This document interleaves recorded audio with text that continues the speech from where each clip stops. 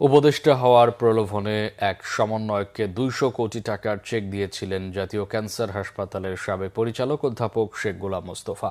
১০ লাখ টাকা নগদ দেওয়ার পাশাপাশি আলাদা ৪টি চেকে তখনকার সমন্বয়ক আরিফিনের ঘনিষ্ঠজনদের কাছে এই অর্থ দেওয়ার চাঞ্চল্যকর তথ্য উঠে এসেছে বাংলাভিশনের অনুসন্ধানে। সাইদুল ইসলামের ক্যামেরা বিস্তারিত জানাচ্ছেন ফজলে রাব্বি। ক্যান্সার বিশেষজ্ঞ অধ্যাপক ডাক্তার শেখ গোলাম মোস্তফা, কে জানতো তার অ্যাকাউন্টে আছে কোটি কোটি টাকা? জাতীয় ক্যান্সার গবেষণা ইনস্টিটিউটের সাবেক এই পরিচালকই অন্তর্বর্তী সরকারের উপদেষ্টা হতে এক সমন্বয়কের ঘনিষ্ঠদের হাতে তুলে দেন ২০০ কোটি টাকার চেক। রাজধানীর মহাখালী জেনারেল হাসপাতালের বিশেষজ্ঞ এই চিকিৎসক স্বাস্থ্য উপদেষ্টা হওয়ার প্রলোভনে পড়েন গেল জানুয়ারিতে। এজন্য প্রয়োজনে ১০০ কোটি টাকা দিতেও দুবার ভাবেননি তিনি। চাঞ্চল্যকর এমন তথ্য উঠে এসেছে বাংলাভিশনের অনুসন্ধানে। সেটা তো তারা জানে, তারা ভালো জানে।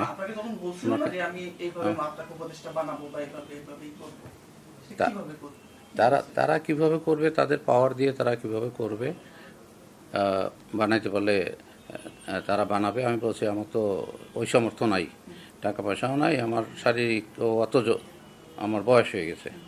বলছে যে না, আপনি তাহলে বুঝতে পারতেছি আপনি আমাদের সাথে সেই সরকারের সাথে কোঅপারেট করতে চাচ্ছেন না। আপনি হ্যাঁ, বলছে যে আমরা সরকারের সাথে যোগাযোগ করে আসছি, আমরা যমুনার থেকে আসছি। তো যমুনায় তো আর আমার লোকজন নাই যে আমি ফোন দিয়ে খবর নিব। ওরা মিথ্যা কথা এই দেখায় কিছুটা জোর করে। পিছনে দুজন লোক ছিল, তাদের হাতে বোধহয় অস্ত্র ছিল। বলছে আপনি এখানে সই করেন, আপনার কোনো ভয় নাই, আপনি সরকারের পার্ট হয়ে যাবেন, তখন আর আপনার কোনো অসুবিধা হবে না। তাতে দেখা যায় গোলাম মোস্তফা নিজ ব্যাংক হিসাব থেকে অগ্রিম ২০০ কোটি টাকার ৪টি চেক দিয়েছেন। এ বিষয়ে জানতে চাইলে উল্টো চেক উদ্ধার করার অনুরোধ জানান তিনি। দেখান আর্থিক প্রলোভনও।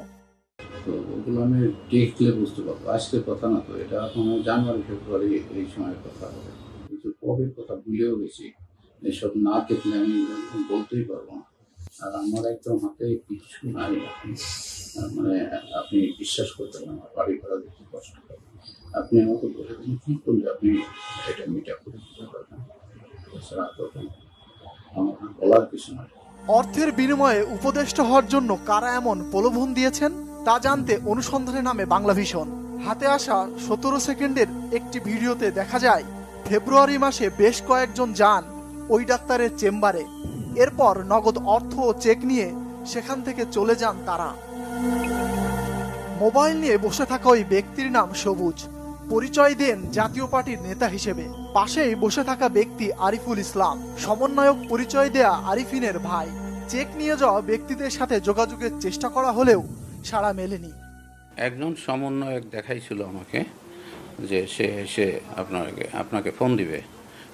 ফোন দিয়েছিল, ফোন দিয়েছিল। তার নাম আরিফিন।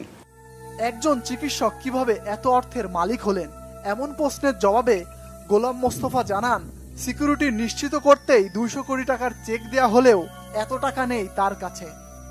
মহবের ভয় দেখাইছিল, তারপরে তাদের দেখাইলে তাদের গুন্ডাপান্ডা দিয়ে হয়তো আমার হয়রানি করবে, বেইজ্জতি করবে এইসব। আর আমি গোপালগঞ্জ বাড়ি, আমি এদের সাথে কোঅপারেশন করব না, তাহলে আমাকে তারা হেনস্থা করবে, এসব করবে। তো আমি বললাম যে ভাই আমার তো টাকা নেই, আমি দিতে পারবো না। বললো যে না, আপনি চেকে খালি সই করে দেন। আমি বললাম চেকে আমি সই করে দিলে তো আমি বিপদে পড়বো। পিছনে আমি খুব রিকোয়েস্ট করে পেছনে সিকিউরিটি চেক এই কথাটা লিখে দিয়েছি যে আমার টাকা পয়সা নাই।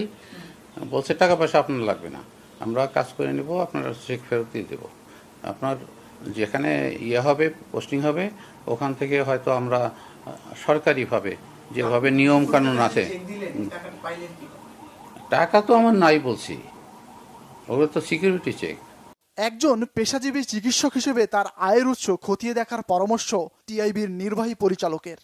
যে উদ্দেশ্যে তিনি এটা করেছেন সেটার মাধ্যমে দুটো জিনিস হয়। এটা হচ্ছে যে তিনি যে অর্থ উপার্জন করেছেন সেটা অবৈধ প্রক্রিয়া সারা জীবন করেছেন বিধায় কিন্তু এরকম একটা ক্ষমতার অবস্থানে গিয়ে তার এই ইনভেস্টমেন্টটাকে রিকার করার জন্য, মুনাফা অর্জন করার জন্য তিনি এই বিনিয়োগটা করেছেন। অর্থাৎ তার এই যে উপদেষ্টার পদটাকে তিনি একটা মুনাফা অর্জনকারী পদ হিসেবে বিবেচনা করেছেন এবং সেটার জন্য তিনি বিনিয়োগ করেছেন, যেটা কোনো অবস্থায় একজন পেশাজীবী বা যে কোনো মানুষের কাছ থেকে গ্রহণযোগ্য নয়। দুর্নীতির মাধ্যমে যারা ক্ষমতার কেন্দ্রে যেতে চায় তাদেরকে আইনের আওতায় আনার দাবি জানান এই বিশেষজ্ঞ। কোটি টাকার মতো চেক